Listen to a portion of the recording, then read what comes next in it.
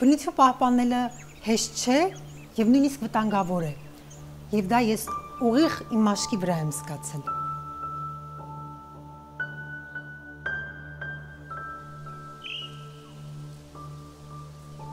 Ես Կարինե Փանոսյանն եմ, ես ապրում եմ Հայաստանում, փոքրիկ, գեղեցիկ Հայաստանում, որի մայրաքաղաքը ավելի հին է, քան Հռոմը։ Նույնիսկ որևէ կապ չունենալով որևէ գյուղի հետ, այնուամենայնիվ հասկացել եմ, որ Երևանում քաղաքում գեղեցիկ ապրելու համար պետք է ունենալ գեղեցիկ, առողջ բնություն։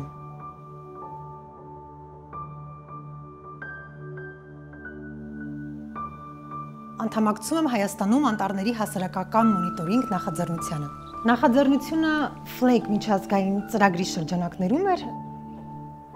Յուրաքանչյուր ծառի, թփի, նույնիսկ տերևի համար սիրտը ցավում է եւ չես կարող ուղղակի անտարբեր անցնել, երբ այնտեղ ինչ-որ մեկը իր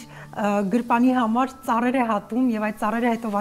վաճառում է։ Մենք չենք կարող մեկ տարում անտառ տնկել, անտառները աճում են հարյուրավոր տարիների ընթացքում, բայց մենք կարող ենք մեկ օրում հատել եւ ոչնչացնել այդ անտառները։ Եթե նախկինում անտառահատումների, ապօրինի անտառահատումների հետ կապված բոլոր գործերը, քրեական գործերը կամ աղմուկ բարձրացրած գործերը հեշտությամբ հնարավոր էր լինում քողարկել, ապա այս դեպքում արդեն փաստարկները բավականին խոսուն են, որպեսզի կարողանան ծածկել գործը եւ թաքցնել հանրության աչքից։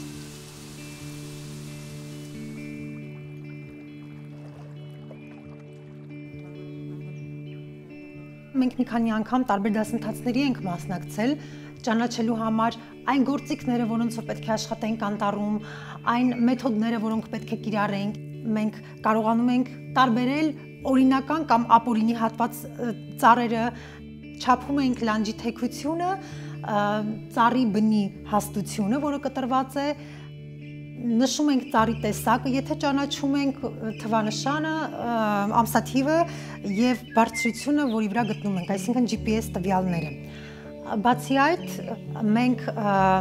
նախապես բարձում ենք դա թույլատրելի է հատումների համար, թե ոչ, որովհետեւ եթե արգելոցի տարածք է, բնականաբար այնտեղ չի կարող թույլատրվել անտառահատումը։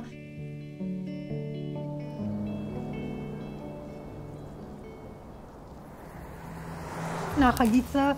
ակնկալվում էր, որ բարդ է լինելու եւ ֆիզիկապես, եւ բարոյական տեսանկյունից։ Կարող ես հանդիպել մարդկանց, ովքեր կարող են ուղղակի խոչընդոտ հանդիսանալ եւ թույլ չտալ, որ դու գնաս անտառ։ Ավելի շատ տուրիստի նման եմ, ուշադրություն չգրավելով որպես բնապահպան, ես կարողացա իմ աշխատանքը մինչև վերջ իրականացնել։